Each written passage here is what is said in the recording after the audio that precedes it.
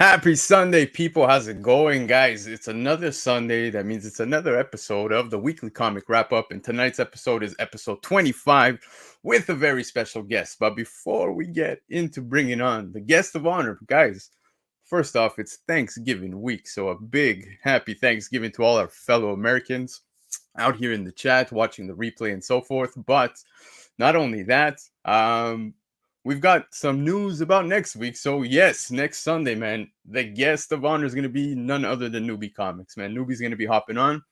He hasn't been doing some lives in a little bit, so we're going to be seeing him here next Sunday, 9 p.m. Eastern time. All right.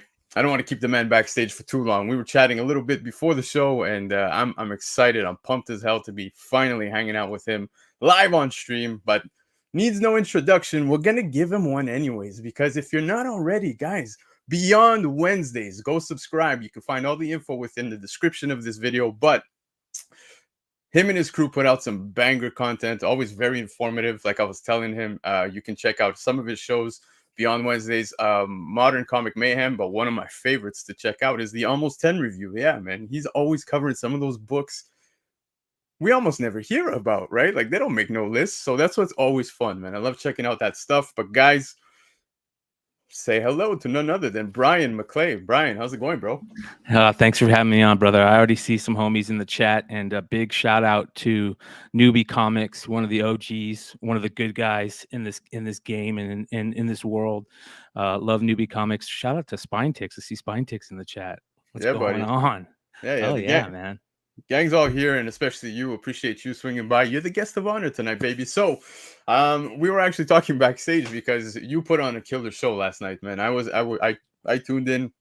It was very, very awesome, and of course, you know, Modern Comic Mayhem came with a little mayhem at the end with the YouTube world, man. They partially shut down some of that video. What the hell? Yeah. We were talking about that. You know, I start every live show with 20 minutes of music just to let everybody get there. And included in that is my pre-show session. I'm a big cannabis fan. And so I got to get ready for the show with some good tunes. And I love curating playlists, and I love music is my first love, right? I think that's a lot of our first love when we're young, right? We hear that really good music. Still today, baby. Right?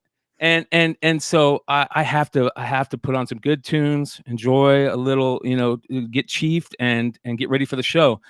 And they always hit me with the copyright strike, which is fine. I got no problem with that.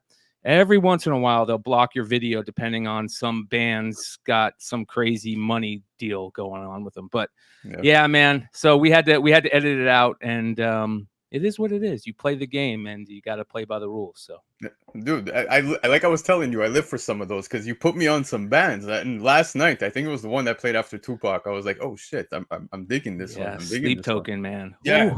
Yep. So yeah. I know what the drive to work is gonna look like tomorrow. I think I'm gonna be checking out some Sleep Token. Nice. Yeah, man. Yeah, it was a fun show. Good show. Yeah, dude, it was awesome. And of course, you know, like I was mentioning before I brought you on, was the Almost 10 review. I think that's always fun, man. Always highlighting some sick books. I always wonder, how does he come across some of these titles, man? Well, you know, I've been doing cheesy market reports. I call them cheesy, but you know, they are what they are.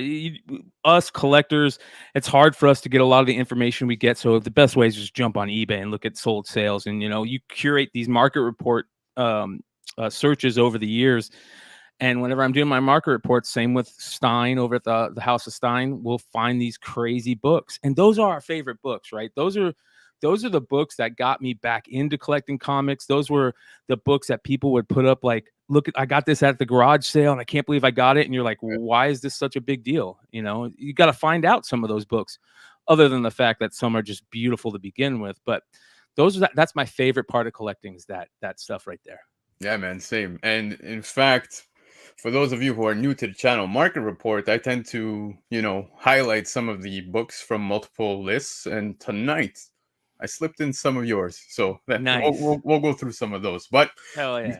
Before we get into all that fun stuff, let's just give a quick hello to everybody in the chat. We got TM Nerdy here in the house, man. Appreciate you swinging by, brother. I think the CBCA Awards just wind it down. So if I hope everybody got their votes in for all their lovely people. But Michael Baker's in the house. That's right, brother. Oh, the Baker Shaker. Yes, there's a Baker Shaker, but tonight I unfortunately didn't have the time to make the slide, man. It was I was out. I apologize. Yes, AOA's in the house. I catch AOA almost in every show, especially yours. Yes, exactly. Caught him there in the chat last night. Saw him give a shout out, so appreciate you. And I know Brian appreciates seeing you in his chat. So Spine Ticks in the house, man. Another banger show too last night, man. These guys always fucking make me piss myself when I watch them. Always on fire. But appreciate another one of the OGs, man. Sith Lordly, one of my compadres in this thing. There's a lot of us that go way back, starting this, many years ago, and Sith is one of the guys. And by the way, you guys need to go check out Sith's early band. Yes. And his music taste is also perfect. Yeah, and to be honest with you, it wasn't just comics that brought myself and Sith together. It was exactly that. It was music and ironically hockey, bro. I had no idea. Yeah. I had no idea. Yeah, man. So LA Kings, Yeah. baby. Go Kings. Oh, I don't know, man. I'm a King hater, dude. That's the Oh, only thing me and Sith don't agree on. I'm a Rangers fan, so I hate the Kings. So okay, so maybe that's why you like newbie. yeah. You got Rome Alone's in the house. Rome, appreciate you swinging by, bro. Chia Pet's in the house. Chia Pet, man, it's we had our first Thursday without Loki, so we didn't get to do our after show review. But I always enjoy chatting with Chia Pet. We'll be back for the what if stuff, but we'll talk what if later tonight. Steph's Comics, guys. If you're not already following Steph's Comics, go check him out on IG. Guys, always crushing it with he's pulling packs. I didn't even know they had like Loki cards, the packs from the show. The guy's pulling nothing but signatures. It's nuts. Yep. Yeah, those are crazy. Yep. Beyond Wednesdays in the house. Yeah, of course, baby. Of course, man. Guys, go subscribe. Go show some love. Nick's in the house, man. Cliff is in the house. Cliff was crushing it. This guy's all over the place on YouTube. He's everywhere. He's like the Kang of the YouTube community, man. You see him everywhere. But appreciate you, bro. We got Constantino out west in Canada, man. Tuning in from Calgary. Appreciate you being here, bro. TK's in the house. Yes, my brother. Somebody I will see tomorrow morning. I hope you stick around for the entire show. Don't stay up too late, though, bro. You got some work to do tomorrow. Who else we got here? I think we got hold up. We got K-pop in the house. She was just live not too long ago. If you guys aren't already yet, go sub up. Show some love to Katie right here. And yeah, man. All right. So, Brian, like I said, we go through some of the fun stuff. We go through FOC and these picks selected by none other than our boy, Lefteros. But before we get into it, bro, I got to ask, are you ready? I'm ready, brother. And my head exploded, right? Because I've been saying his name wrong this whole time. So for now on, it will be Lefteros instead of Lefteros. Yeah, you got. We'll do it right. You have to have that, like, the God of War accent, bro. Yeah, hell yeah. All right, let's do it.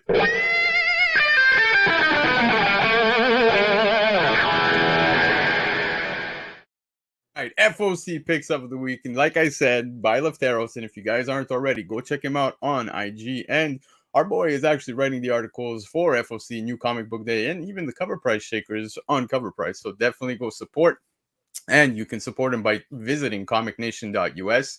Use Black Crown for an additional 5% discount, totaling your discount to 20% off, which, hey, it's pretty good. Oh, yeah. Price. All right, let's get into the first book. Now, this one here, I'll be honest with you, dude, the Deviant #1. This is the second print. I totally missed the first print. So, guys, kind of like me, don't miss the opportunity. You've got the second print right here. And it's by none other than James Tynion, whatever. Yeah, I mess up that one all the time because Tynion feels weird saying, but it does. Tynion. Yeah. This is interesting, dude, because I think everybody is going crazy for that Bermejo 1 in 100. What are your thoughts on the Bermejo 1 in 100 exclusive variant? I think it's a Mutant Beaver book. Are they a north of the border shop up there? Yeah, they're up here, but they're out west in Canada. I'm out far east. But no, I did see that. Dude, I think it's pricey as hell, though. Yeah.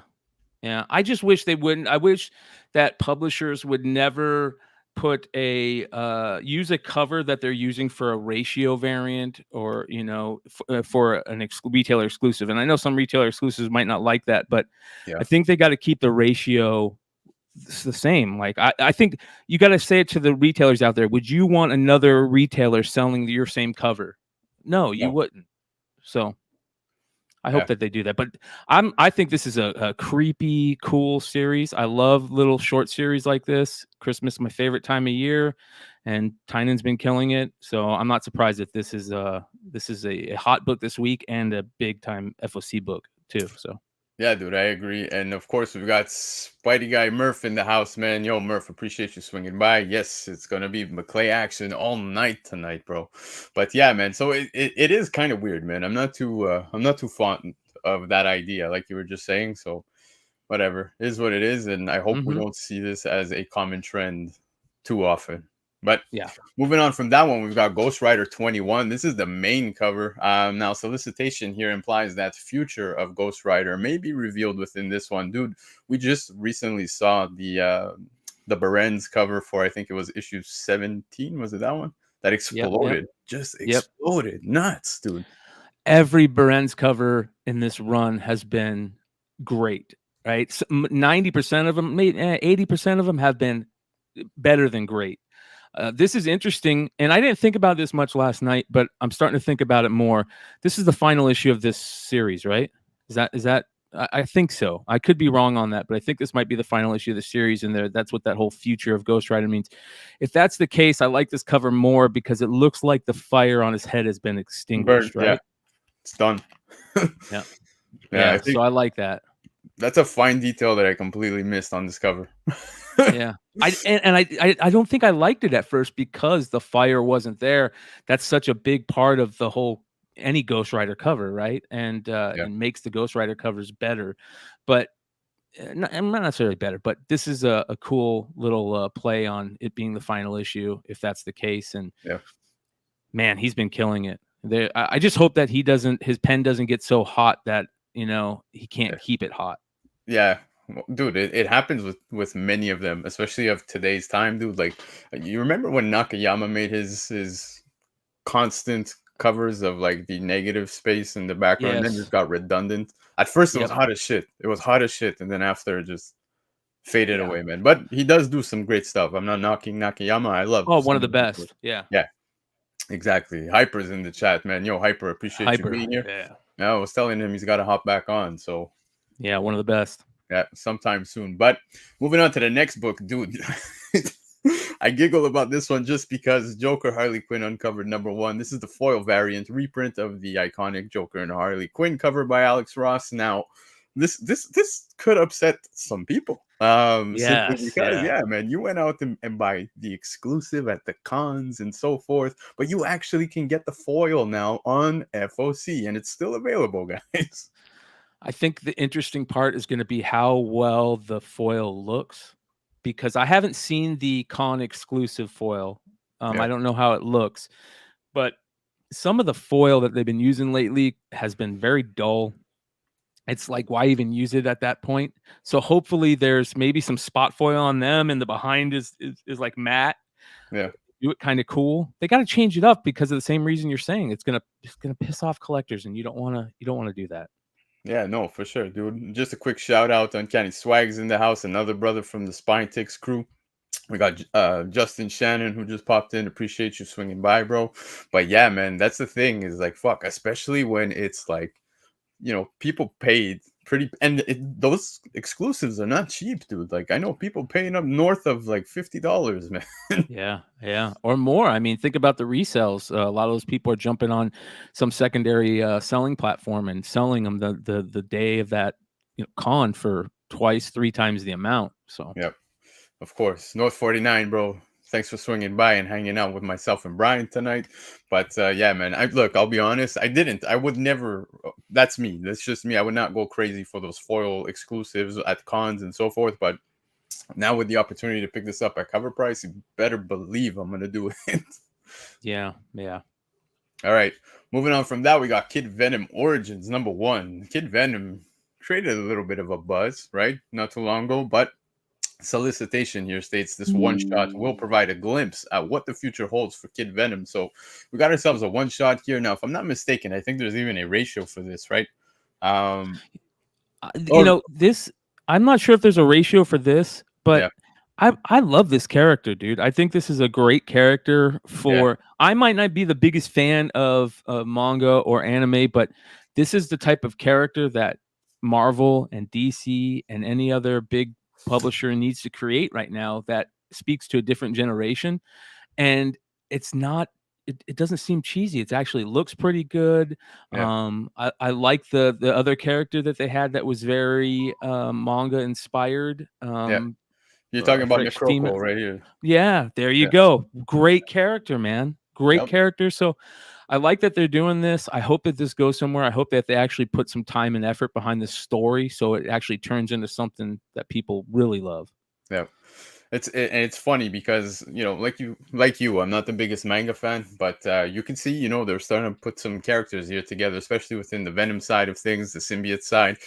So you've got him, you've got Necroco, but I had no idea, bro, until like literally about a week and a half ago. I hit up my LCS and I found the entire run of a Marvel Mangaverse for like Yep. $15. Yeah, Great books too. yeah. Great books. I was, Yeah, Kari Andrews, I think, did a yep, lot of the art in that. yeah. Amazing artist. That Mangaverse Spider-Man was a hot book for a little while there when, we thought he might show up in, I think he might have showed up in the Into the Spider-Verse, right? Um, I could be wrong. Maybe for like no, a second, you know what I mean? Like he was in the first one. Was he in the first one? dude, in the second one, everybody was in that one, so Yeah, yeah, yeah. probably there. You're right. You're Yeah. right. Yeah. But yeah, man. So I kind of like this manga stuff they're building up towards. So we'll see. We'll see. I imagine these two characters will come together at some point. So Guaranteed. yeah. But all right, man. Here we've got Miguel O'Hara, Spider-Man 2099, #1. And now you've got the first appearance of Marvel's Zombie 2099. Dude, pretty cool. I actually like the other cover better. I don't know if you saw it, the all black one with Miguel Yep. at the front. I Yep. think I'm gonna pick myself up that one. But yeah, man. Spider-Man 2099. It's usually hit or miss with me. Majority of the time, it's a miss, though. Yeah. Well, I think Spider-Man 2099 was one of my first characters that I fell in love with. Yeah, When it came out, it was such a big book for me as a kid, and then kind of fell off for a while. I didn't read much of the Spider-Man 2099 stuff, but yeah, the second Spider-Verse movie was so good that I fell in love with the character again. And I've been reading older stuff that I haven't read in a while. So many people are so big on that old, if I remember, Peter David stuff yep, like that. yep, But I love that they're bringing in new first appearances in it. Marvel Zombie 2099. It'd be interesting to see how they play that out. Who yeah, knows? yeah. I'm gonna pick it up. I'm going for the other cover though. All right, next pick of the week. Now, this is a spoiler, guys. Yeah, apparently, if you go on FOC, they actually had this on Tuesday on their website, but then immediately took it down, and now they put a black spoiler photo. But here is the photo. So on this one right here, it's a spoiler variant that depicts what appears to be Doctor Doom as the Sorcerer Supreme, and I think this cover is absolute fire. Massafera killed it. Killed it. Yeah. Yeah. Beautiful. Gorgeous. Great cover artist. Great artist, period, but great cover artist. Yeah. Interesting to see what this does on the secondary market once it hits. Yeah, now I know we're going to be getting some somewhat first appearances of what seems to be like Luke Cage in the future with like Sentry powers mixed with like the Hulk and someone else. I forgot who else. And you've also got that Moon Knight, that futuristic Moon Knight thing going on. So Mm-hmm. you know how these timeless books do. I think they're great, bro. I think they're great reads, the timeless stuff, kind of setting you up for what's to come. But yeah, this spoiler cover it was an easy sell for me. I imagine Lefteros bought 90 copies of this because he's a Doctor Doom guy. Yeah. Who isn't, man? I think Yeah, we're all a little stoked on Doom right now. Hopefully, I heard rumors that he yeah, might have been cast Mads Mikkelsen, right? yeah. I saw Michelson. that. Saw If that. that's the case, holy shit, I am stoked. That's a perfect casting for me Yeah, if that's the case. yeah. I agree, man. But that is some big news. I do hope that's a solid casting. All right, man. Next pick. This has been a fun one, man. I've been enjoying some of this Energon universe. So you've got Transformers #1 second print cover A, and this second printing featuring the first Duke Energon universe cover appearance. So that's pretty cool. If you're a Duke fan, I imagine you'd want this one in your collection. Yeah, a lot of completionist GI Joe fans out there. As a matter of fact, you brought up Red Hood. Red Hood is currently completing his GI Joe run. I think he just bought 100 issues of the Holy American Hero shit. run. Yeah, so a lot of us that you know, got into comics in the 80s because of GI Joe. Yeah. That's why I got into comics. GI Joe was my first comic book that I remember like going to the shop, like the little spinner rack in the 7-Eleven and buying, Yeah. because I was collecting the GI Joe figures. I still buy this. Like I just got into the 6-inch figures, even though I'm a 3 3/4 or die guy. But I love some of the 6-inch stuff that they're putting out, Yeah. and I'll rock any GI Joe story. I'm a little bummed out, and I hate when we talk about like not liking art, because it sounds like we're digging on the artist, but I would Yeah. never dig on an artist. You know what I mean? Like for putting out bad art, unless it's JR, and that's just for fun. Oh, dude. But but this some of the stuff that Skybound has been putting out for the GI Joe stuff just has been lacking a little bit in the art category. I feel like they could do a better job considering how big of a IP it is, you know? Yeah, no, for sure. I will say that example, Transformers 1 had some cool covers out the Yeah. gate. I am Yeah. liking those ones, but I do agree with you. So far, some of them have been lackluster. But you did Yeah. say something that piqued my interest. You said you picked up the GI Joes from 7-Eleven spinning racks. I imagine you got Yeah. some newsstands right there, bro. Oh, bro. And you know what's funny? I live by a Air Force base, and so a lot of my books from when I was a kid were Mark Jeweller's books, and we used to rip those suckers out like they were nothing, man. Get these things out of our comics. We don't want these things. So yeah, man, I still have all my GI Joe run as a kid. Yeah. It's complete other than the final 2 issues, which I had high grade that I sold, when I got older, but it's all read through, but I still Yeah. have it, and they're all in new bags and boards, treated Yeah. like a beautiful part of the collection, man. Damn. That's those are not some small books there, bro. Congrats to No. you. Yeah. See, it Yeah. pays to pick them up when they come out, guys. This is your Yeah. chance. FOC, look at this one. Fantastic Yeah. Four 15, bro. This is the 1 in 50 incentive. This Galactus cover depiction by Greg and Tim Hildebrand. Yep. This is a pretty awesome cover. Now, we were talking a little bit backstage, and I showed you, and I'm sure you already knew this prior to me showing you. But guys, if you didn't know, this is actually one of those Marvel Masterpiece cards that came out in the 90s. So they made this cover, out of this card here, and I think it's pretty awesome because this card is still very affordable, as you can see there. $2.75 Canadian. That's like 4 cents American. So you definitely have the opportunity to get that, but I totally am picking up this, but not the 1 in 50. I think I'm going to just pick up the regular trade that seems to be available on FOC. So I'm going to go for that one because my wallet's tight. But if you have the capacity of picking this one up, definitely recommend it. I think it'll do very well. There's nothing better than a Hildebrandt Brothers art piece. I grew up on the Marvel masterpieces and these Marvel cards, and I love the Hildebrandt Brothers. Tim Hildebrandt, I believe, died Mhm. 10, 15 years back. Greg is still alive. They were twins that just destroyed the art world for a long time. They did a lot of great card sets, and yeah, well known in the comic world, that's for sure. And that is a beautiful Galactus piece. Hell yeah, man! I think it's one of the best, dude. Galactus covers are always fire, in my opinion. But Yep. even what's his name did one. Art Adams Art recently did Adams, that. yeah, dude, Yeah. so good, so good. Yeah. Uni's in the house. Uni, bro, appreciate you swinging by, man. There's football tonight. I thought you would be watching football, but yeah, man.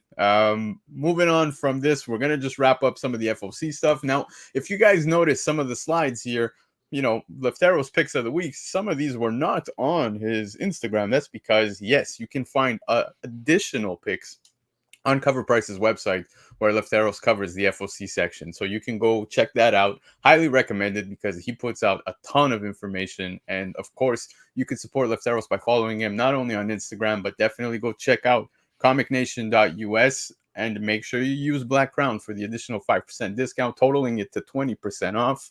And they have the shipping hold box as well, so you can ship whenever the hell you like. So Yeah, that's huge.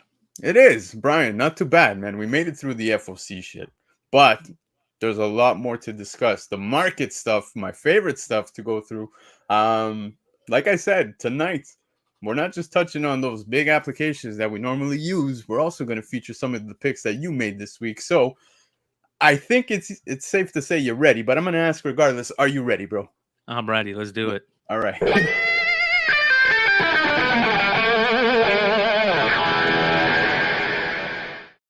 Funny because I just see backstage Brian smiling and the flash going off from that guitar solo.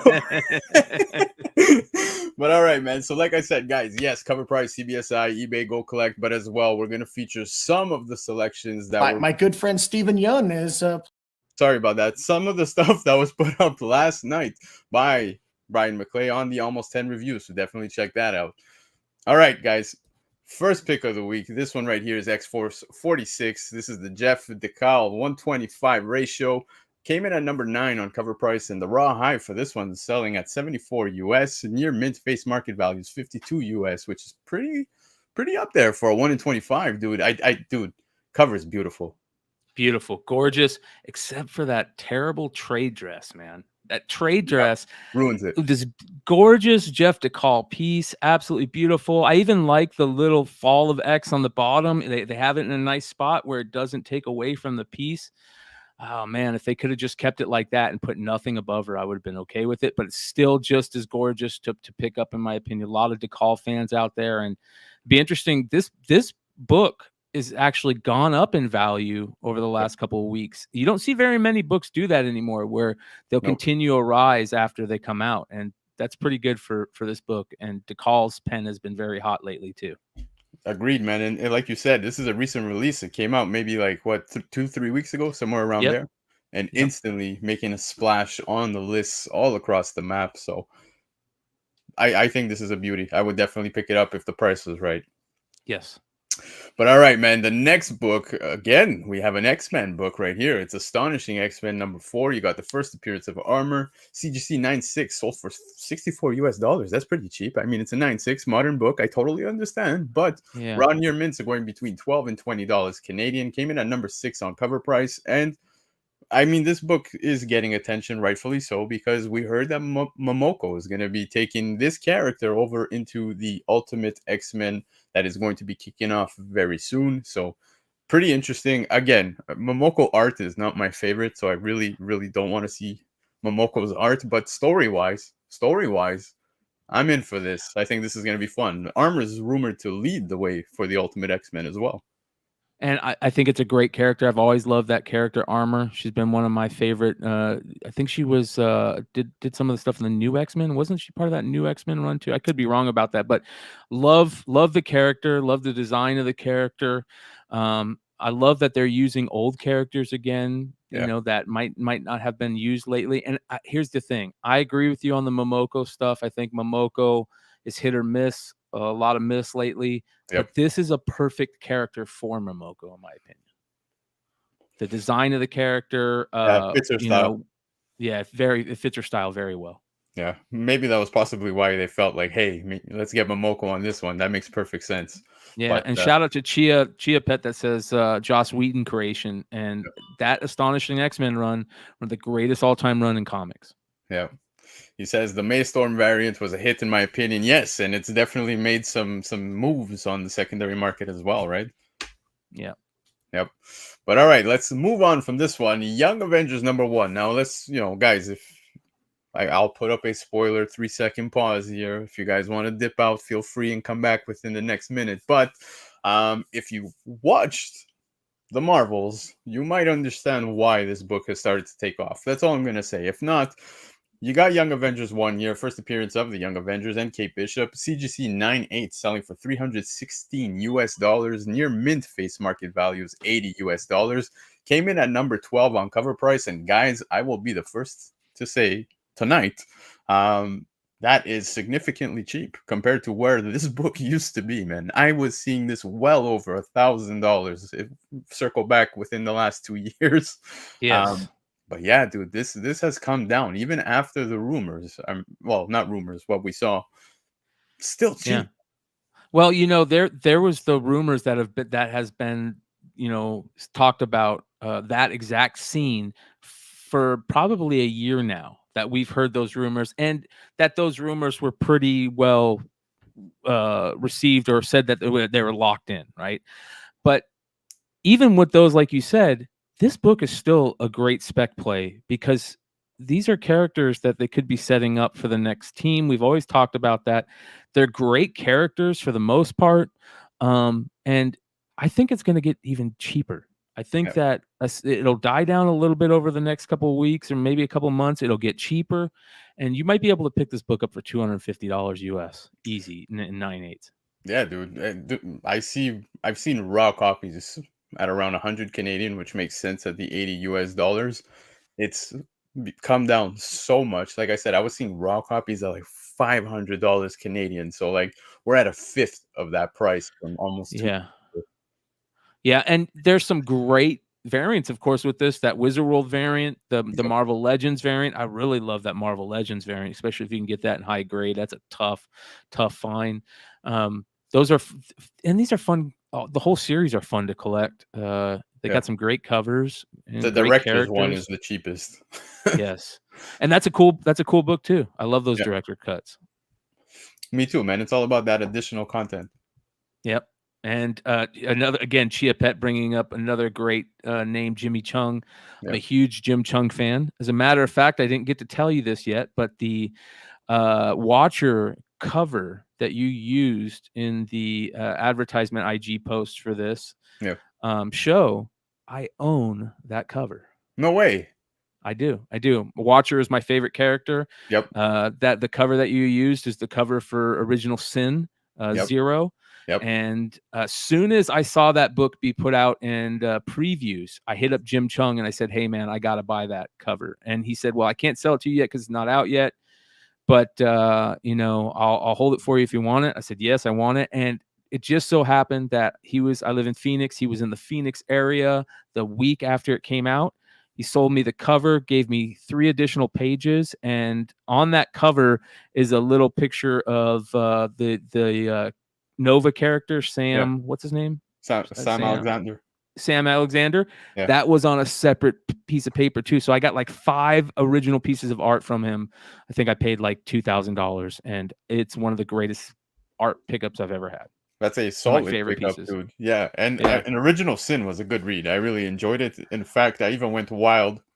I'm not a connecting covers guy, but they had a nice connecting cover with all the eye there, and I made Yes. sure to pick up all of them, man. Like I really dug it. So knowing Other you than the own that, end, yeah, the end drove me crazy, dude, because I'm a Watcher fan. The Yeah. Watcher can't be killed. What are you No. doing killing the Watcher? yeah, that was where I was headed with my next question. How I loved the run, but I wanted to know how you felt. Yeah, dude. No, don't kill the Watcher, especially Uatu. That's my guy, man. Yep. But yeah. But all right, man. Moving on from Young Avengers, we're gonna stick with the Avengers theme. We got issue 61 here, where you get the first appearance of the Quinjet. Yeah, apparently this is a thing, but only because there's 1098s on the CGC census. Pretty impressive to see, because a CGC 98 sold for $929.05 Canadian. This is a cover price shaker, bro. Yeah, this is surprising, but I love little snippets like this. I did not know this is the first appearance of the Quinjet, Yep. but I love this era of the Doctor Strange costume. I think it's a great Oh, yes. costume. Yeah, and if you can pick up high grade early Avengers books, I mean, anytime that you see them, you're gonna Yep. do it. Dude, I think seeing only 10 of these existing in a 9/8, it's difficult to say. Is this a deal or is this overpaying? I think it's fair. I think it's fair, man. I think it's very fair. Yeah, exactly. So I know the number looks high, but seeing the only 10 9/8s existing on the census, I think it's a good buy. Yeah. Yep. I agree. But all right, man, let's move on from that. The killer number 1, dude. I have not had the opportunity yet, but the film by David Fincher is now on Netflix, and this dropped not too long ago. And in fact, this comic book was actually released in a French version before it made its way to an English one, and it actually ended up winning the best indie comic award, I think in 2007, somewhere around there. But yeah, man, CGC 98 selling for $200 cover price shaker, and of course, the Netflix show had a lot to do with that. Yeah, Sorry, and I'm movie, glad movie. I'm glad you're talking about this. I did not know about this. I'm gonna go check out the new film. I'm a big David Fincher fan. But I love books like this. I love these. Who published this book? Is this what this Um, one looks? Hold on, I I can't say. can't. I gotta pull up this thing. Yeah, this is I'll very tell you interesting. in a second. I have it Okay, written down. and then the fact that there is a foreign version of it makes it even better. I love those type of things where you Yeah. can search out the original versions of it. That makes it even more fun to collect. Man, if this, especially if you love this movie, this will be something to be on the lookout for. Yeah, I had full intentions of watching it last night. I was out, and then I ended up catching spine ticks. And then by the time that was done, I was like, "Yeah, right, dude. My Yeah. couch is totally gonna win this battle." Um, Yeah. so it's Archaya. Archaya Press. Okay. Yeah, man. That's a small publisher, and I love books like this. I Yeah, love this. These are the type of books that you find in those, dollar bins and those great comic shops that you can find those great dollar bins full of books like this. I'll pick these up all the time. yeah. Chipette saying, "Great movie, guys. Fincher and Fassbender equals awesome." So, yeah, the couch won, bro. I'll watch it later. I promise. Yeah, yeah. I have that. I have that problem too. But all right, yo, check this one out. Ooh. Transformers, yeah, More Than Meets the Eye, issue 12. This is the 1 in 10 Beatles homage of Sgt. Pepper's The Lonely Hearts Club Band. One of my favorites. And a raw near mint copy sold for $98. Cover price shaker. And look, it's definitely way more than ratio price, but I'm a sucker for these music homage covers. I'm not gonna lie, man. I go a little hard on those. Yeah, especially when they're done well, and this is done really good. When a homage is done bad, they're really bad. When they're done well, they're really good. And Transformers has a knack for doing homages well. Yep. And They did the I think it was Prince. There was a Prince yeah, one. Yeah. man, dude, they've done the There you go. Killing Joke one that's so good. Yeah, Purple Yeah. Rain. They did the Killing Joke one that was so good. And this time period for IDW is a great time period for comics and Yeah. especially variants. Yeah, dude. I think this is an awesome 1 in 10. I now that it's on the radar, I'm gonna wait for the FOMO to just leave my body, Yeah, and then I'll aim to pick add one it up to the down the road. list. Yeah, Yep. exactly. But all right, man. We also had Fantastic Four Annual number 6. This was barely talked about on any list, but a CGC 5.5 sold for 175 Canadian, which in my opinion is still relatively cheap. You got the birth of Franklin Richards' first appearance of Annihilus. I say it very often on this show, how Annihilation was probably one of my favorite runs. I really think this book is so undervalued. I think Yes. it's definitely a great book to pick up. I think people are still in good time to do so. Fantastic Four coming. You have Agatha. I really think at some point we might see her with Franklin Richards. Who knows? Who knows? But the pieces are set up. They are set up. So possibility there. But I I think, yeah, go ahead. Man, dude, I'm right there with you. Cosmic Marvel, obviously being the Watcher, my favorite character. Cosmic Marvel is my favorite shit. I love this time period of Cosmic Marvel. Obviously, the Fantastic Four is where the Cosmic Marvel gets its start, and Annihilus is a great character. I really think Franklin Richards is one of those long spec plays that, anytime you see any of those keys of him, if you can find them cheap, they're a good long spec play. Yep. And it'd be nice being a continuity fan to maybe see him show up in something soon. Yeah, I mean, obviously, there's a lot of Fantastic Four to soak up before we get to Franklin, but I could see that as a possibility. Looking at the MCU post Secret Wars, I imagine we'll have more Fantastic Four at the forefront with the mutants.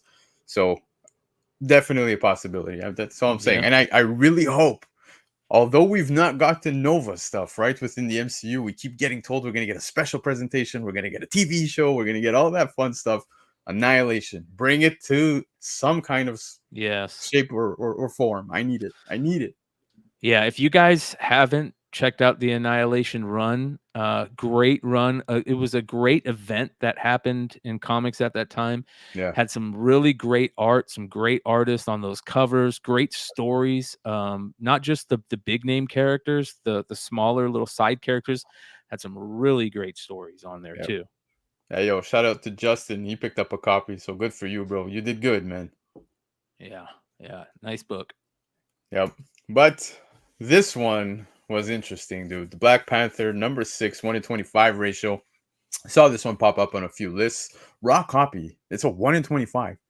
Between 140 to 170 Canadian dollars. You got the first appearance of King Mteli and first full appearance of Kivuma. So what's interesting is that you do see this Kivuma in the end of issue 5, literally the final page.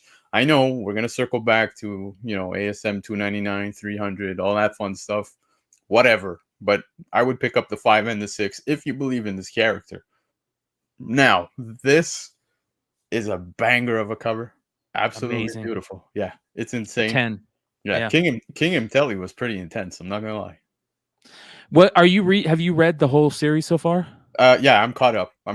What do you think of the whole series so far? Because I've had people tell me that it wasn't that great, and I would love to know your thoughts on it. Honestly, I feel like it's starting to get to a good point. It's been a slow build. Gotcha. I think issues 1 to about 5, man, have been pretty whatever. That's okay. I'm okay with that. Yeah, if you're gonna build something slow, as long as it's good, I'm okay with it. Yeah, but now it's fully got my interest. I'll say as of issue 5 now. See, I said, it's a slow build. You're gonna get through 1 and 4 and be like, oh, whatever. 5 starts to pick up, and now 6 being pretty decent. So is it my favorite book at the moment? No, but it's good. I'm okay with this book. This book was number 1 on the House of Stein list that we talked about on Friday night. Shout out to Ben Stein, one of the OGs. I love what Cover Price does. I'm a big fan of Matt DeVoe at Cover Price. Been a big fan of Matt DeVoe for a long time. He's a good friend, and he's been putting together this amazing thing called Cover Price for a long time, and he does it right. I also love how Stein does his books his list, because it's a little bit more kind of on feeling and how people are talking and stuff. And his last week's list was nice to see a lot of spec plays on movies and TV shows, but this one shows up at number 1 out of nowhere. And it's pure art for the love of this book right now, and it is a 10 of a cover. Even the trade dress looks good on it. The art on the left side of the book looks beautiful. Yeah, killer. Exactly, man. And that trade dress, very important. Like you said, that sometimes ruins covers for me. Happily, there is no The Marvels promo on this one, because that's ruining all the covers dropping as of late. Yes. But yeah, dude, it's absolute fire, man. And like you said, seeing this pop in at number 1, man, very impressive. But speaking of popping in, the Comic Forge, baby, Guy Forge from the Pressable Defects is in the house, bro. Appreciate you. Love the Forge crew. Shout out to Pressable Defects. Good guys over there, man. Dude, Guy Forge, he hits me up with some of the funniest Italian videos, because I'm Italian, so yeah, we go back and forth on some of those things. But he's posting some sick sandwiches lately, bro. Guys, he's teasing me from across the border. But all right, man, this one, bro, check this out. SpongeBob Comics number 1. There's only one guy I know up here in Canada. His name's Rocksteady Collectibles, who literally sent me to my LCS and told me, dude, check out your LCS. Let me know if they have any SpongeBob comics, the entire run. He's like, I will buy it all. I shit you not. I show up there. They had all the issues he was looking for. He's like, the scarcity on these things is wild, number 1. But now seeing the number 1, I understand. Rocksteady. CGC 98 sold for $549.19 Canadian. This was on Key Collector's Hot 10 runners up. A book that literally nobody talks about, but I think we all grew up some point with SpongeBob in our lives. I'm gonna go out on a limb on this one, right? Because I don't think anybody was really talking. I don't know if there's any reason for this spec to play to happen, but I'm gonna go out on a limb and I'm gonna shout out my boy Drew Lujan at Wanted Comics. He had a sale the other day where he sold nothing but SpongeBob comics, Sonic comics, you know, these great like cartoon kid books that everybody are looking for from that time period. Bob's Yep. Burgers is Dude. getting hot Yep. again. Like these books are great nostalgia finds, and Drew decided I'm just going to do a SpongeBob only heavy show, and I think it might have sparked a little interest, man. Way to go, Drew. Look at this. Shout out to Nick at Key Collector throwing it on the runners up list, man. Yeah. That's exactly it, man. Like you said, it's the nostalgia bug. Dude, it's hitting me too. I'm not going to lie. I'm diving deep into video game books since last year just because of that. Yes. But yeah, man, SpongeBob making some lists, making a splash. But this obviously made a splash because recently we got a trailer, and we'll talk about that trailer a little later on in the show when we get to the hot topics. But Amazing Spider-Man 210 selling in a CGC 9.8.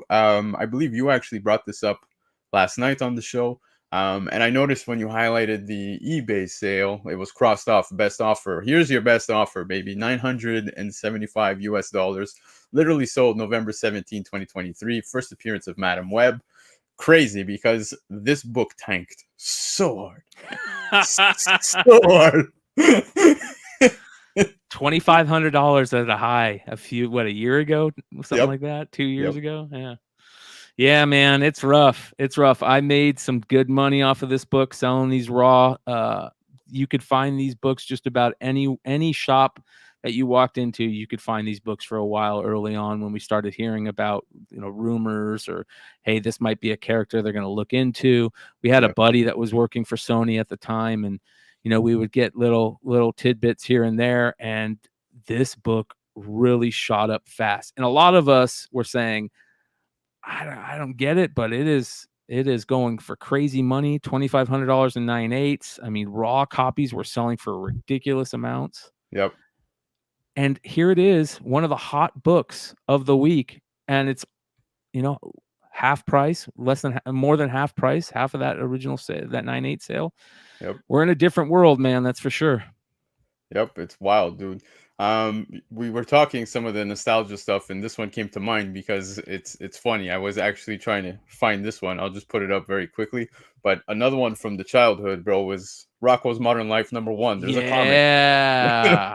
There's a Marvel comic. Yeah, that's a good one right there. That's a good one. I pick up any of those, you know, cartoon nostalgia-based books from the 80s and especially the early 90s because, listen, you know, you guys are growing up and you're getting to the point where you're buying the stuff you loved as a kid. You hit your, you know, your late 20s, early 30s, and you start wanting that nostalgia drip, man. And it's fun. It's fun. It is. Dan De La Torre's in the house, another brother who was over on Spine Takes last night. So definitely go show some love to Dan. Dan, appreciate you being here. Leftero saying Montreal won the Grey Cup, if anyone cares. Yes, we have football with 3 downs over here, and Montreal just won. So congratulations to them. Green Day actually performed the halftime show. Maybe it was that. Maybe that's what drove him to win that. But all right, let's move on. Yo, you spoke about this on the Almost 10 review. And Thanos #1, the 1 in 100 ratio by Kendrick Lim. Raw copy sold for $210, 6 cents Canadian, dude. Yes, nuts, but it is a nice cover. It's a good cover. The A cover by who did the A cover? The X-Men artist. I'm spacing on his name. He's one of my favorite artists. I can't believe I'm spacing on his name. Which cover? Sorry. This book, Thanos #1. You're talking about the A cover. There is also a Phil Noto homage variant that's really good for Infinity Gauntlet. Yeah, but the A cover was so good. Yeah, Linnell Francis Yu. Thank you, Chia. Linnell Francis Yu, one of my favorite artists, one of my favorite all-time X-Men artists. His A cover for this was so good. And I am not a fan of the second print 1 in 25s, but I'm hoping that they turn that A cover into a second print 1 in 25 version because that book was meant to be a virgin. If you see behind Thanos on the Linnell Francis Yu, those skulls in the background look so cool. Yep. And I want to see that full picture. But I'm a Thanos fan. I think Thanos is one of the coolest characters in comics. I hate the fact that Marvel killed him off. I don't think you should kill off villains at all. And it's kind of, there it is, man. Look at that. Just gorgeous. And when you kill off villains, you kind of hinder yourself on the stories you can tell. And Thanos is one of the greatest villains, and he's got a great thing in comics. And this sounds like a great series. It's him versus the current version of that version of the Illuminati. I'm all for it, man. Yep. It's it's funny. I was on the Comic-Con podcast with Nemesis Prime and Milton the Manimal. We were talking about this run, and one of the questions was, well, who do you think that girl is? The main guess seems to be it's Death, because he's so drawn to her, right? Yeah. Yeah. Well, I think that's what we all think it is, but a good writer is going to flip it somehow, right? Yeah. And by the way, I think that's why Thanos is such a great character. People might laugh about this, but the fact they kind of played it wrong in the Marvel universe. The fact that he loved death so much, and that he would do whatever he could to make her notice him, and if that included killing half the universe to make her notice him, he was going to do it, was such a crazy tale. You know what I mean? That's like a Neil Gaiman type storyline that was written in a hero cosmic universe that was so great. And I wish they would have played that somewhat into the MCU character. They did a good job with them, but I would have loved to seen him being, AOA. Shout out to AOA. Thanos is a simp. You're damn right, man. You're damn right. Yeah, in the MCU, they did give him that human reasoning, right? I think that's what made him connect with the regular average fan or audience, Great right? point. Yeah. So I think that's what they did right, but I agree with you. Comic-wise, especially as comic lovers, you wanted to see him be like the Mad Titan and wanted to do this solely for the sake of, getting Death's attention and so forth. But I'm still happy with what we got. Thanos has always been my favorite villain, even beforehand, but I was still happy with what we got. I agree. Yeah. It wasn't terrible, other than the fact that they killed him off. Yes. Well, whatever. Whatever. Yeah. I really wanted to see Thanos in the MCU up until the point where we could see Doom just rip his skeleton out. That's all I want. Yeah. But all right, we might get that with a different character here soon. So yeah, we'll see. But another one you spoke about and I had no idea about. Like I told you, I am going heavy on video game stuff. Virtual Fighter #1. Dude, I remember playing this on Sega. There was an arcade at my local arcade place that I used to go play as a kid. Virtual Fighter, as we got towards Xbox and stuff like that, started to stink. Nothing beats those square graphics from the first one. None of that. But check this out. A gold logo limited to 50,000, which I totally agreed with you and the boys yesterday when you were saying, like, I highly doubt this is a 50,000 print. It seems a bit skeptical. So if you guys missed it, definitely go check out the replay from Brian's show last night. But a CGC 9.0 sold for $2,750. The immediate reaction from what's his name that was on your show last night. Bullshit. I was Richie, dying. I couldn't stop laughing. I'm like, 100%. But crazy to see, dude. 2750 US, and this was from the Almost 10 review, which you guys should all be watching. Yeah, this is one of those books, man, that you either, if you know about, you forget about. But when you find out about it, you want to find one. You want to look for one. Now, look at how great that Sega Saturn logo looks on it. Like, it just hits that nostalgia. It's got the old Marvel Comics logo on there too. This is a Marvel book that they put out. The gold stamp, it was the special book. One of the comments that somebody said was, we brought it up kind of talking about the Spawn Netherrealm book. Now, I hope that this doesn't turn into that case, but if there is 50,000 of these, sitting in somebody's garage out there, that's going to be a bummer. But I could see that being that type of case, that maybe they forgot to give these away, and they didn't give a ton of them away, and either they destroyed them or they're sitting at somebody's, some old worker's house that just took them home. Yep. They're definitely not in the market, it doesn't seem. So be on the lookout. Of course. And guys, directly from one of the greatest websites out there, especially when it comes to comic information and sales, Cover Price saying we're super iffy on that sale, limited to 50K and near mint raws sell for $15. Exactly. So that's exactly what you guys were also saying last night on how like this is very questionable for a 9.0 to sell at 2750. I don't know. Hey, and that's coming from one of the guys who is the biggest video game collector I know right there. Yep. So, Yep. you know, I'll take his word for it. Yeah, Matt was actually on my show a few weeks back, or a little over, I would say about a month and a half ago. And one of the things he was talking about is how much he loves Mega Man. Mega Man was his guy. And yes, he is definitely a gamer as well. So I would definitely trust his judgment here. But again, Hey, very questionable sale. we talked about there was a recent Mega Man sale of Mega Man 1, a Nintendo CIB copy of Mega Man 1. It was a later print, sold for like $2,000 that we talked about. So shout out to Matt DeVoe and that Mega Man love. I'm with him on that Mega Man love. Yeah. Tim, epic comment.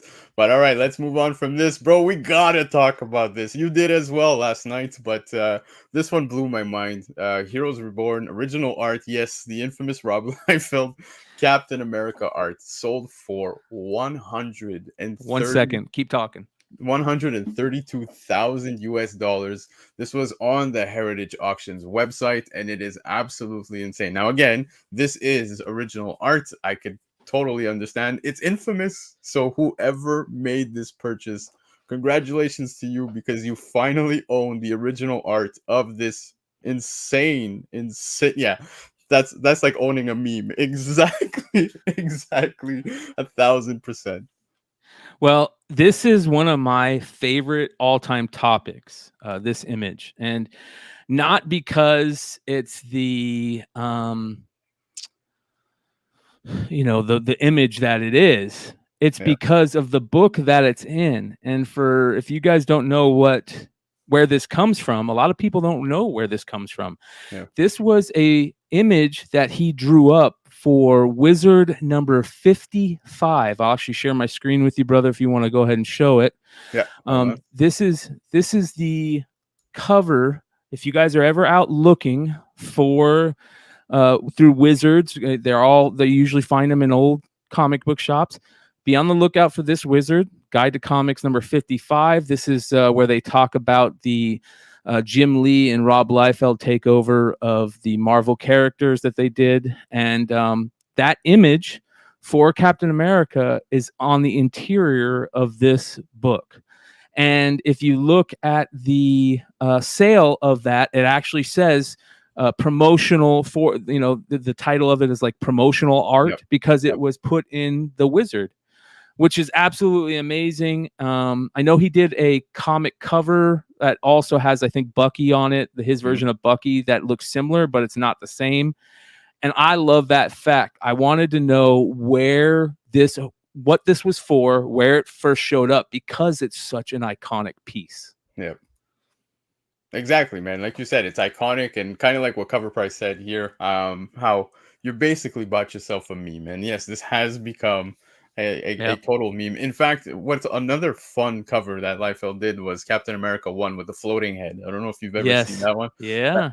That one blows my mind. I don't know how it even made it to publish it. He's one of my favorite comic book people on earth. And I think that we're all being screwed that there isn't a Rob Liefeld reality show. Cameras need to be following him and listening to him 24/7, because he's one of the funniest dudes in comics, man. If you guys don't get a chance to listen to his podcast or watch his little sales that he does, they are great content. Yeah, agreed, man. But besides all that fun stuff, that was the market reports, and a very fun one, guys. I cannot stress it enough. Yes, great applications. It's just very much like Cover Price, Key Collector, you name it. But definitely check out, Bryan's stuff on the Almost 10 review. I think that is a very informative segment that you put together. So thank you, brother. Appreciate that. We do that every Friday live on the House of Stein for the House of Stein Hot 10 show. And then I replay the review every Friday from the week before every Friday before the House of Stein on my channel. So yeah, I like what Derek's saying. If you're dropping 132,000 on a meme, you already have all the other grails. There you go. yeah, I'm thinking that maybe our boy Dinesh might have just picked up a recent piece of art. I hope he did. He did. But all right, Brian, we're down to the last segment of the show, and that's some of the hot topics of the week. So I'm going to ask you for the last time tonight, brother. Are you ready? Let's do it. All right.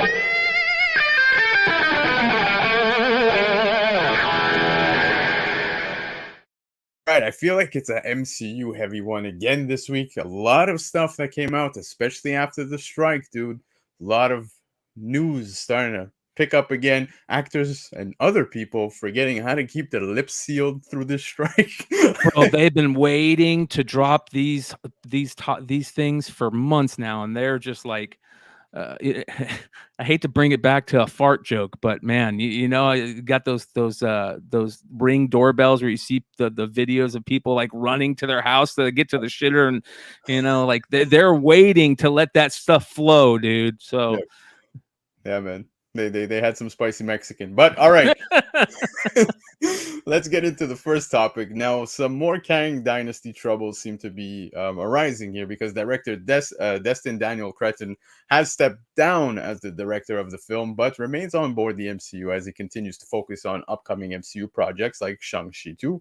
And apparently Wonder Man is still in existence. Yes, I keep hearing it is. So seems to be a focus for him at the moment. Now, this news leaves many to believe that the recent rumors of Marvel shying away from Jonathan Majors and Kang might be true. You know, one of the things I kept saying is that it's crazy. Even pre-Quantumania, when we started to get announcements that we're gonna have Kang Dynasty and Secret Wars, I feel like everybody always overlooked Kang Dynasty regardless of the fact, right? It's kind of like it didn't even exist. People are just so focused on Secret Wars, possibility of Miles Morales. Oh my God, every single person is going to show up in this movie. That's been the main focus. But now with this news here, there's a few things to start to question. One is the Majors thing starting to look a little more concerning. Will we lose Kang within the MCU? Or are they just shifting gears, rewriting the story? We'll see, right? But seeing the director take a step back, was it maybe just something he just wasn't fitted for? There's a lot to question, a lot to unpack. Yeah, I really hope that they don't move on from Jonathan Majors as Kang. I think it's a great casting. I think it's a great idea. There's some things that were kind of weird, like the whole rumor that we were hearing about, the Beyonder Kang version type thing. And maybe that's a little off, but I think for the most part, the whole Kang stuff sounds great. Where they messed up with Kang, in my opinion, is they didn't make him vicious enough or scary enough in the Ant-Man thing, right? That's where they messed up. And I think that the public excitement for him might have died because of that. And when it comes to making money, and the money that a lot of these movie studios are losing, especially Marvel, they're losing just money hand over fist. Yeah. They're going to do everything they can just to not do that. And if they think that the population or the people that are going to spend money with them won't do it if Jonathan Majors is part of it, even if that's not true, they're going to adios. Yeah, exactly. And you mentioned, losing money. Apparently, not only did the Marvels have the weakest opening for Marvel, and it seems even many other titles, including DC, but the second week had the biggest drop off as well. So imagine dropping so bad. I could imagine, they're a little panicked here, but I agree with you on the fact that Kang should have been more menacing, especially within Quantumania. I think Quantumania was a turning point, and it kind of turned a lot of people off because a lot of people were expecting Kang the Conqueror, right? That they wanted the Kang. Now, I feel the MCU used that movie to basically take him slightly into another step, start to build the character, which I think maybe caused people to get frustrated because they had the opportunity. In fact, Chiapet, right here in the chat, one of the things he was telling me was it would have been amazing, like if he actually killed Scott Lang and even Janet, or Scott Lang or whatever, like cost them that. Maybe in the future, Scott Lang's daughter meets Iron Lad, right? Make that Great, take place. yeah, great storyline. Yeah, The other night, we were talking about the X-Men series and what we hope, the MCU will do for the X-Men. And Tony Fix said that he hopes that they treat it like they did in the comics, and they do stories based on the story arcs in the comics. And that sounds really simple, but when you think about it, it's so smart, because that's why we love those X-Men stories, those story arcs. We talk about them like they're so great because they were great. yeah, And you don't have to kill people off to continue to write great stories. of course. And if they can do that, in the comic stories, and, make us think, okay, they beat this big bad this time, but he's still out there and he's figuring out a way to be even badder. Yeah, That's the thing about it. And like you said, the Quantum Mania, we don't feel Kang's out there becoming more evil. We think he's kind of like cheesy, yeah. Now I know we referenced the quantum realm as like the basement of the universe, the MCU, and so forth. But I do think that, yeah, okay, maybe he didn't need to kill. But one thing that the MCU doesn't seem to be doing too much of, and it was probably one of the main reactions I saw in a theater ever. When I went to watch Infinity War, bro, I went to watch it like at minimum 5 times in theaters, Yeah. just because I wanted to watch people's reactions when Thanos wins. And I think that's what the MCU needs to do. Is just like in the comics, the villains need to win every now and then. You got to make them win. Put up that big, oh shit, what happens next, right?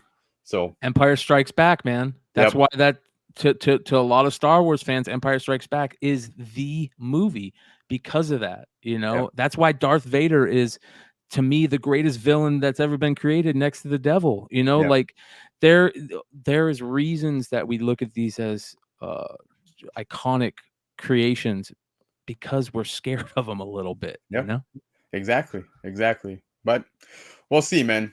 Interesting news regarding Kang Dynasty. But shifting gears to comic stuff, looks like Marvel's going back to this well, especially with the success of Spider-Man 2. But Marvel announces a new Spectacular Spider-Man series. Now, Greg Weisman, who, if you guys don't know, he actually worked on the Spectacular Spider-Man cartoon. So, one of my favorites. I'm going to be honest with you, it was so good. But and Humberto Ramos will be teaming up to bring this new series focusing on the team up of Peter Parker and Miles Morales. Now, the series will focus heavily on the dynamic of Peter as Miles' mentor and Miles as the protege, but the series is set to hit comic shelves March 6th, 2024. And again, like I was saying, kind of going back to that well, where, you're seeing a lot of success, like especially with the Spider-Man 2 video game, that exchange between the two. Looks like they're going to put out a comic here, and I think they got the perfect person to write this. Yeah. It's kind of funny that Marvel's going to do a Batman and Robin before DC does it, right? Like, what are we? I don't get me wrong. I'm going to check this out because I love the dynamic between Peter and Miles. I think that's great. I think that has been fostered over some great storylines over the years that just have made Miles such a beloved character. So I'm okay with it. But at the same time, I feel like a lot of people don't read as many comics as they used to because the writing is so not simple, but we can like it's like oh we haven't done this one before, you know what I mean? And I also get at the same time, like, nothing is original in this world, but you can tell different stories. I don't know. I'm a disgruntled get off my lawn comic collector right now because the stories have been so bad. Yeah. But every once in a while, something happens that changes that around, and it could be this series. So I'm gonna hope it's gonna be good. Yeah, But if same. it's not, man, I'm gonna be disappointed. Yeah, I think the only other person who tends to do things that kind of feels new and also mind fucks me is Jonathan Hickman. Anytime he does Yes. something, I'm like, what? I got to Yeah. reread this 3 times. I like Hickman. I like Ram V as a new writer. I think he's really good. I still like Tom King. What Tom King does every once in a while too. I think Yeah. Tom King, can be hit or miss, but his hits are really good. Yeah. We need that new blood though too. I feel like we haven't had really good new blood writers in a long time, and we just got to find a couple of them, but I do love what some of the great writers are doing. Jeff Johns is doing with his universe over at Image and his little imprint. Tynan, like we talked about earlier, Scott Snyder's world building. So hopefully those guys can change it up. But those are the guys that have already done it. We need some new blood. Phil makes a great point. Am I the only one wondering why Miles, around since 2011, needs a mentor anymore? Exactly. Great comment. Yes. Phenomenal. But all right, let's get out of the comic stuff. We saw the trailer for season 2 of What If, man. Hell yeah. That 9-episode season will premiere daily starting on December 22nd, exclusively on Disney Plus. Now it's awesome to see that it's going to be dropping daily. You're a big Watcher fan, like you said. Oh man. Dude, Keywords. The first what's that? The Watcher says I don't do sequels. Yeah. Well, here's the thing about the What If stuff. This Marvel animation stuff is the best of the best. You look at the Spider-Verse stuff, it's probably the best animated stuff I've ever seen. Hands down, it's the best animated stuff I've ever seen. It's so original. The first season of What If was done so well. It was great. They were great stories. And who doesn't love the idea of What If or Elseworlds Tales in DC? Why isn't DC doing this? DC needs to be doing an Elseworld Tales storyline like What If. So I'm stoked, dude. I'm all for it. Same, and it's funny you mentioned DC because if there's one thing DC always did better than Marvel was the animated stuff. Now I gotta say Marvel has stepped up their game significantly. I think the What If looks amazing. Now speaking What If, we've got 9 episodes here right in front of you. So you've got What If, Nebula joined the Nova Corps. You got Peter Quill attacked Earth's mightiest heroes. Happy Hogan saved Christmas. So count, guys. These are dropping daily. Hogan is dropping on Christmas Day, baby. Iron Man crashed into the Grandmaster. Captain Carter fought the Hydra Stomper, which I think is going to be a pretty cool episode. The Avengers assembled in 1602. That I am so pumped for. I agree. That is the one I'm looking for, baby. Yeah, I'm counting the days for that one. And of course, Hela found the 10 rings might be the sleeper pick. Yeah. We'll see. It has the potential to be a good one, but Kahuri reshaped the world and Strange Supreme intervened. So I think those last two, dude, Kahuri being a brand new character, right? So they're introducing this character through What If, not going comic into this. It's the opposite way. Now we've seen other characters like Kat Dennings. We saw Harley Keener. None of these, characters hopping into the comic side did anything significant, nor do we care. But I think this particular character, Marvel might be setting her up for something big because you saw just within the trailer, seems she got her power through the Tesseract or whatever. So, she looks powerful as hell. Great design on a character. I think that this is so far it looks like a hit. I couldn't agree with you more on both points. The Kahori is definitely something to be on the lookout for. Didn't they put out a cover of her? Yep. They put her on a cover that was really good. So I don't know if it was a cover. It was like I saw the advertisement of her. Yeah, something. So I think that's a great thing. And that 1602 Neil Gaiman series was one of the best series that Marvel put out back in the day. Just so good. Continued on for like 3 volumes, and it's worth going and checking out again if you've never read them. Yeah, those are the 2 hits for me, and everything else seems like deep pulls, and I love that. That's what I always loved about like the What If series and like Marvel Spotlight and some of those series that Marvel was putting out at the time. They were really deep pulls, from the lore and the characters, and man, collectors love that. Yeah, for sure, man. Now, Strange Supreme intervened. That kind of has me curious because we have seen the Strange Supreme stuff. We've seen. I thought that was one of the best episodes from season 1 as well. Like when he, it all caves in on him. But I'm curious to see if there's a reason why they're ending that season 2 with that particular character. We saw how they ended off season 1, right, with all that Ultron stuff and whatnot. Everybody came together. What a great story, dude. Holy cow. Yep. So That's great writing. That's great writing. That's the type of writing we need in more of in comics. So agreed. go grab those guys. Yep. But all right, man. Enough what if. We got to talk this. The Madam Web trailer, dude. Immediately, you referenced it last night. Everyone's referenced it since it dropped, but immediately gave CW vibes. I thought following this we would see Naomi. But it was such a strange trailer. I do like Sydney Sweeney for many reasons, but she does look good in costume there. I will give her that. But everything else story wise, man, especially Ezekiel, man, that costume so weird. Terrible. They could have done comic accurate stuff, and he would have looked badass. I didn't get this. Ben Parker. I don't know, man. It's very strange, and seeing a young Madam Web. We'll see how this plays out. I could see as why, you know what I mean? This is pre Peter Parker even being born and so forth. But I don't know, man. It felt very flat with me. I have no faith in the Sony universe. I think the worst part is knowing that next year we're getting one MCU film and 3 Sony movies. Yes. So definitely not looking forward to going to the cinema next year, other than Deadpool. But yeah, what are your thoughts on this trailer?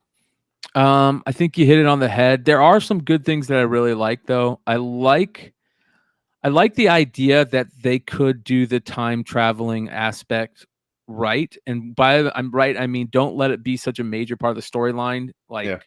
I like how they kind of play it out in little bits in the trailer. And if it isn't such a main part of the storyline, I'll be good with it because I like Yeah. the way that they're playing the time traveling aspect. Yeah. The other thing is man, it looks rough on some of those effects. Dude. What is Sony thinking? Why? I don't understand why everybody feels this way about Sony movies, not just comic fans, like even film fans know that the Sony movies are so bad, and that you can't have that with Yeah. Marvel characters. If I was Marvel, I would be like, you guys got to change some stuff up or you're never getting Miles, like we'll do whatever we can to figure out a way for you not to get Miles. But man, Dude, what's mind-boggling is how we've come so close to Spider-Man, but we never get Spider-Man, right? And we understand as to why, right? But it always tends to fall flat. And what Sony puts out, it just doesn't. Some of it doesn't even make sense. Like it doesn't do it for me. Now we saw the Kraven the Hunter stuff, which again, yuck. off. Yeah, completely off. That's not Kraven the Hunter, bro. I don't know what that was, but like with the spiders in the jungle, it made no sense to me. But regardless, I have no faith in this one. I don't have faith in Kraven. Don't have faith in anything Sony. And maybe I'm being too harsh. Forgive me. No, but I don't think you are, dude. Not at all. Yeah, some of the people were talking costumes, and I put this up in my chat with Chia Pet, Lefteros, and a few other people. And I could assure you, the casting, if they were wearing some of these costumes that they normally wear, maybe we'd have a different conversation. But but the costume design seemed a little weird. And like I said, the Ezekiel one is the one that really pissed me off because, I mean, Sydney Sweeney looks great in hers. It's just the rest of the cast kind of fell flat. Yeah, they look super cheesy. That's for sure. Other than Sydney Sweeney, they definitely look cheesy. They tried to do something with the Ezekiel character where they tried to make him look like the comic version. You got like a second of it, and it looked so bad, man. It looked like bad hair dye, and man, yeah. The fro, rough. Like the fro looks like it's purchased at a Halloween store. Yeah, it's very rough, dude. Very rough. Yeah, the Uncanny Swag hit it. The best thing to say is it's Morbin time. Yeah. Pretty much. So that being said, we'll move on from that one. This broke me, bro, in so many ways. I couldn't stop laughing. You guys saw me accidentally slip it earlier, but Steven Yeun's secret role in Thunderbolts revealed to be the Sentry. Now, Invincible creator Robert Kirkman dropped the news in a live stream, and dude, so nonchalant. Check this. Okay? My good friend Steven Yeun is playing the Sentry in a movie. Yep. I could watch that 1,000 times, and he even goes as far as saying, "I don't work for Marvel. I don't give a shit." I love Robert Kirkman, dude. He's Yeah. another one of those guys that you just put a microphone in front of him. That's all you need to do, and you're going to get something dynamite out of him. Yeah, he's Um, this is another thing for me that I I hope it's good because of how much I love the Sentry as a character. yeah, And the Sentry is a hard to love character because you always knew that being as powerful as he was, that hampered him, like just like Superman is hampered. But the mental health aspect of it was such a cool play on you have the most powerful being in the universe, or one of the most powerful beings in the universe, but he's got problems in his head, man, and yeah, he can't figure out like depression and whatever, yeah, and that relates to a lot of people. yeah. And then for some reason they just said, okay, we're not going to use him anymore. Let's let somebody kill him, and that didn't make sense in the comics. I hope this makes sense to the Thunderbolt storyline. The That casting, that's the thing, man. That's the thing. yes. It's Yep, weird. it doesn't make sense for us comic fans at first. Let's hope and pray that it works on the screen, though. Yeah. Chia Pet saying, the people doing Thunderbolts did the Netflix show Beef. Guys, watch it. It's They good. know how to do complicated torn characters. It's all about mental health. So yeah, Yep. like you were just saying, right? That's one of the main things when it comes to Sentry. So you kind of want to see that unfold. I do have faith, but it's kind of like, where does Sentry fit in with the Thunderbolts? I think that's where it's Yeah, questionable. and if he's a one and done character too, like is this a I can't remember. Is it a movie? Thunderbolt's a movie or a series? A movie, right? I Yeah, it's think gonna be it's a a movie. movie. So if it's a one and done movie, if that would be the dumbest thing that they could do. This needs to be a character that you play out long term. You make him good, you make him bad, you make him in between. Like, you have many movies that he can play out. Yep. Don't kill this character off if they do it. So Yeah. Exactly, man. Dude, spot on. Again, I couldn't agree more with you. But moving on from casting news regarding Sentry, we're going to talk the big news of the week, man. Everybody talking about Pedro Pascal casted as Reed Richards. Yes, there's a question mark because nothing has been confirmed, dude. Nothing yet. So the MCU Fantastic Four movie reportedly cast Pedro Pascal as Reed Richards, with the Mandalorian actor set to play Mr. Fantastic. And yes, he's casted as Reed, but apparently not the lead. So yeah, dude, I see you shaking your head. Apparently, yeah. some of the stuff I'm seeing online is that lots of actors have actually turned down the role because reading the Fantastic Four movie is supposed to be shown through more of a perspective of Sue Storm as the main character. So I think, again, this is all rumors, nothing confirmed yet. But Pedro Pascal, let's start with the casting itself, if it were to be true, because like I said, so far nothing has been true, nothing yet. Not Vanessa Kirby, even though that's been rumored for quite some time. People went as far as saying Galactus is gonna make his way, and we've even reached the point of Frankie Nova. So just to show you how much speculation has gone on, but Pedro Pascal, interesting. I'm not all right. So this is where I think that it's a very interesting conversation, and this is a bad way to look at it, but it's just me being human. I'm not a fan of Pedro Pascal because of the rumors I'm hearing about him as an actor, and I shouldn't be like that, right? I shouldn't. That's a terrible way to think of things. But I'm being honest. I hear Yeah, these storylines of him not being part of season 4 of The Mandalorian because he didn't get enough face time in the other seasons. Oh, poor me, this and that. yeah, And now, he's going to be playing Mr. Fantastic. That doesn't go along with those stories that we're hearing about The Mandalorian if this is not the key role. But yeah. it's just very interesting. Now, that being said, I would rather him play Doctor Doom than Reed Yeah. Richards, But I said the same when they were talking about Adam Driver. yes, Yeah, I would. great, yes.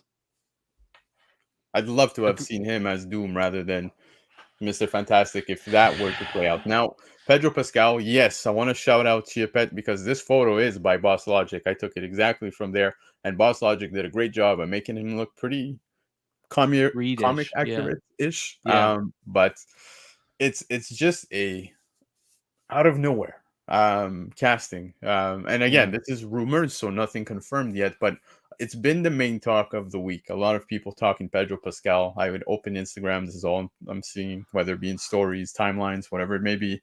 But There's very one interesting. person that they should have gone after, and the only thing I can think of is that, like, there was scheduling issues, but Krasinski was great as Yeah, Reed. yeah, Everybody loved that casting. Like, that yeah. was a hit out of the park. Why can't you get Krasinski to play the role? I think maybe Marvel felt like because they not that they did him so dirty, but it was like a multiversal type thing where it's like he just died so quickly. Yeah. Um, Maybe it would have an impact moving forward where you would not feel like he could carry a team, right? Yeah. So I don't know Yeah, what that it makes was. sense. Yeah, but the Pedro Pascal stuff, pretty damn interesting. And that pretty much sums up the hot topics of the week. Brian, bro, all I got to say is thank you so much for swinging by, hanging out with me, dude. Anytime, dude. You Anytime. don't you don't owe me nothing, and I appreciate your time, man. And that is something that I will always thank people for because you just spent an hour and 25 minutes with myself, with the chat, talking nothing but comics. Now, of course, I don't like I said, the man needs no intro, but even on an outro, I will still give him the credit where it's due. I cannot stress it enough. Everybody should be checking him out beyond Wednesdays. Brian, let us know what's up and coming for you, bro. I go live every Wednesday and Saturday night around 10 p.m. Eastern, 9 p.m. Eastern, maybe on Wednesdays. I think I might change it to, but around 10 p.m. Eastern, we go live. Our live shows are crazy. I suggest that's where you catch us if you can. Other than that, I am on the House of Stein every Friday night for the Hot 10 show that we do weekly. We've been doing it for 5-6 years now. Great show. I love Ben Stein. He's one of my favorite people in the world. Sub up to him. You can also find me on Comic Man Andy's channel every Tuesday for Comic News Weekly. And my favorite show that I do is the show I do with my best friend in the world, my homie Keith Obit, that we do here in Phoenix every Thursday night live, the Bogcast on YouTube. That's Bogcast. Come hang out with us. There you have it, man. So you heard it from his mouth. You could see the guy doesn't sleep. He's always doing his thing on YouTube, and you are a pillar within the community. We greatly appreciate everything you do. Guys, everybody here in the chat, thank you so much for hanging out tonight. Of course, like I said, it's Thanksgiving week for all the Americans. Enjoy that turkey. Don't get crazy on Black Friday. You don't need to stomp over people, but I hope to see my timeline full of people getting some sweet deals on comic books, man. So looking forward to that. Guys, happy Thanksgiving. Have yourselves a great week. I will see you next week with Newbie Comics, Sunday, 9 p.m. Eastern Time. Until then, buenas noches.